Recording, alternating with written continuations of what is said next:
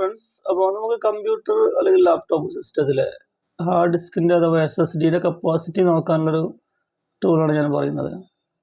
അത് നമ്മൾ disk computer right click ചെയ്യുക, അതിനകത്ത് മാനേജ് പാസ്വേഡ് ഉണ്ടെങ്കിൽ പാസ്വേഡ് നമ്മൾ എൻ്റർ ചെയ്യുക, അല്ലെങ്കിൽ യെസ് കൊടുക്കുക.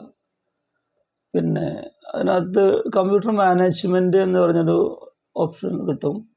ആ ഓപ്ഷനിൽ നമ്മൾ എന്ത് ചെയ്യുക, ഡിസ്ക് മാനേജ്മെൻറ്റ് സെലക്ട് ചെയ്യുക. Okay, yes.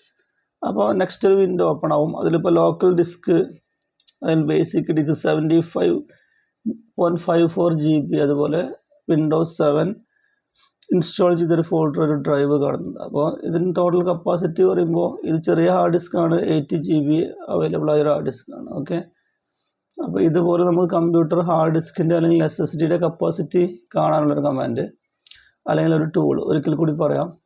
Just this computer right click, അല്ല മാനേജ്, പാസ്വേഡ് ഉണ്ടെങ്കിൽ ഉണ്ട്, അല്ലെങ്കിൽ യെസ് കൊടുക്കുക. ദെൻ നമുക്ക് കമ്പ്യൂട്ടർ മാനേജ്മെൻറ്റ് എടുക്കുക, അതിനകത്ത് ഡിസ്ക് മാനേജ്മെൻറ്റ്.